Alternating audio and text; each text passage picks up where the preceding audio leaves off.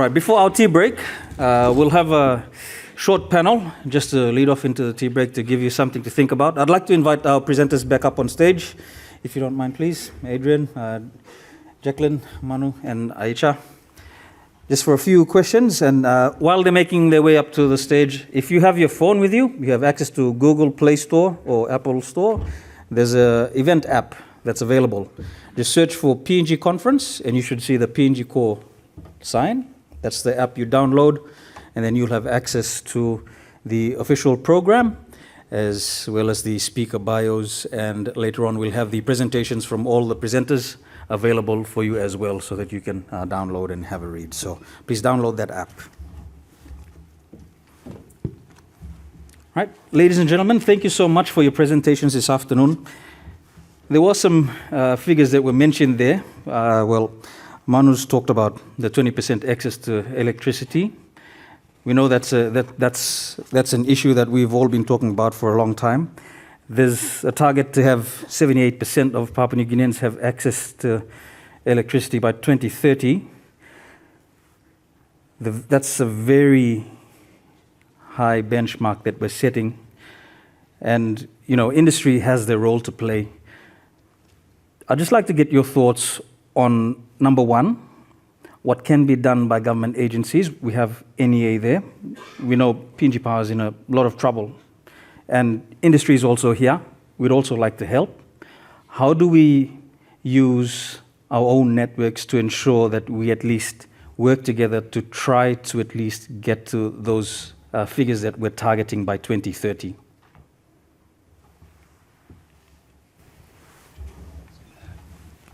I'll briefly respond, but I think there's other panelists that are more qualified. From a carbon market perspective, I think it was highlighted actually in the final presentation. One of the key roles there is industry looking at the way in which they can use the carbon market to finance renewable energy projects, which essentially connect currently disconnected communities to the grid. And in doing so, being able to measure and monitor the emissions savings associated with that and use that to offset their emissions as well. So you've got that dual benefit of being able to generate and connect people to the grid at the same time as lower the carbon footprint or offset the carbon footprint through investments that may not necessarily need to be that connected to the mine site, but may be within particular strategic communities or communities most in need. So I think that's probably one very significant opportunity, as I said, that's probably geared through the existing carbon market methodology.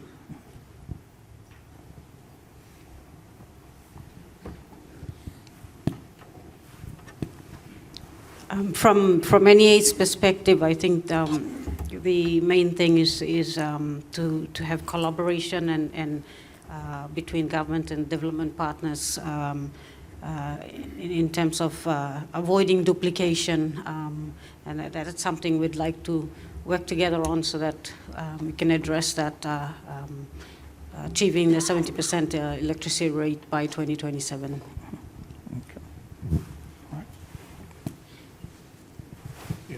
Just trying to add to that, and probably that's the same message going to come from IFC.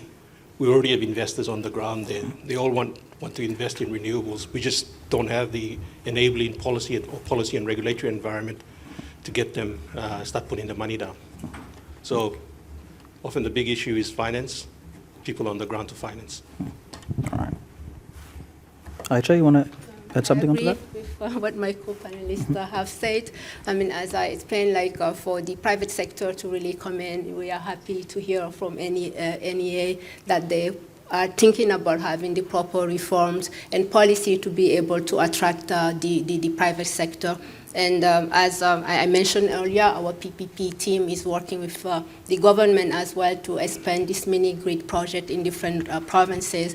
And the model that has been proposed is a concessional one, like using a private sector operator to do that. And with the offtake, I guess, legislative by PPL, I think we only have about 6 years to get to that 78% until 2030. So I think we just have to sprint from there to just be able to attract private sector to help in that endeavor. All right. Thanks. I think that's it. That's all I had. Do we have, I'll just open it up for one question from the floor. If anybody has, yep. Please, Mr. Gangloff. Yeah, when you gave up the money, Manu, in terms of what you spoke about, the challenge for us probably is we don't know what we don't know.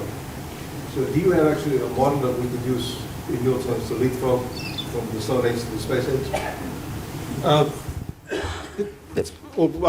With that leapfrog, and I was more looking at mini grids. We actually have mini grids in Papua New Guinea, but they're just not run well. You got the utility run mini grids, and then we've got the smaller ones that are already running mission station or faith-based institutions that run the health centers. You got those small mini grids. So we just need to build on those.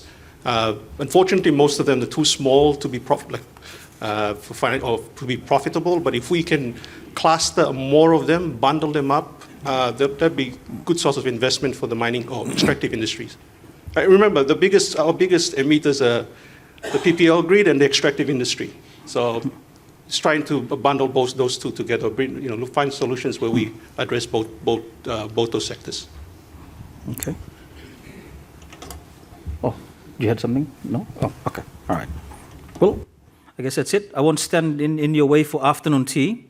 Once you've downloaded the app, you can leave, but if you haven't, you have to remain in here. So if you've downloaded the app, please put your hand up.